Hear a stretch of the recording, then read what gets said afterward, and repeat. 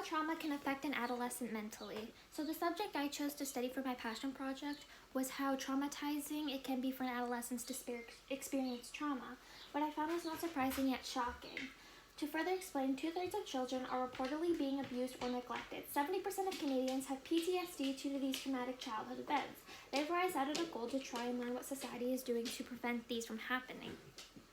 Children can become traumatized in many ways through neglect, sexual mental abuse, and the death of a lost one. These children can become isolated, angry with their situation, and can develop a mental illness such as anxiety, depression, PTSD, eating disorders, and personality disorders.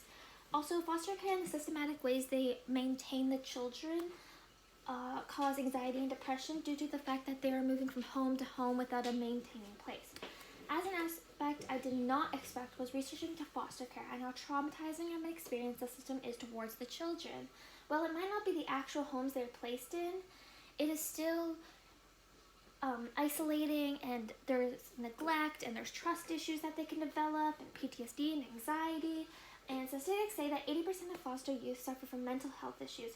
Foster youth between the ages of 16 to 18 have a quarter chance of attempting suicide. Also, this is a quote that I chose from Dr. Bruce Perry. So it says, myth, youth children are affected by abuse and neglect. Fact, youth children are at such great risk of suffering lasting mental health effects. Dr. Bruce Perry is an American psychiatrist, is currently a senior fellow of the CTA, which is a nonprofit organization that is working to improve high-risk children through education and research. This is a website link to an article about him. So I chose this website because it's a link to this platform of adults and children and how they've experienced through the foster care system and their stories and personality and everything.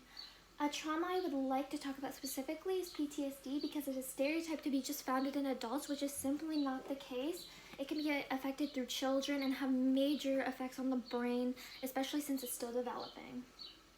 So some symptoms of PTSD are difficulty sleeping, night terrors, reduced attention span, personality changes, and this is an art piece that I chose from Lauren Walls.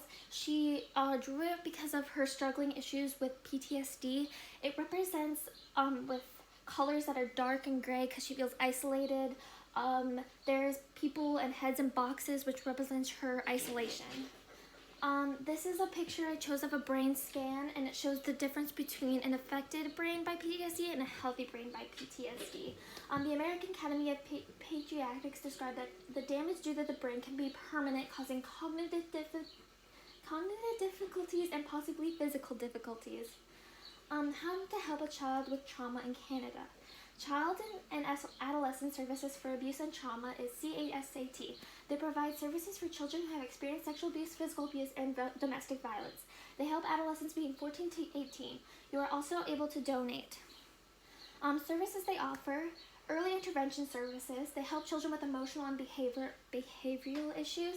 SNAP is Stop Now and Plan. It helps them with problem solving and emotional issues.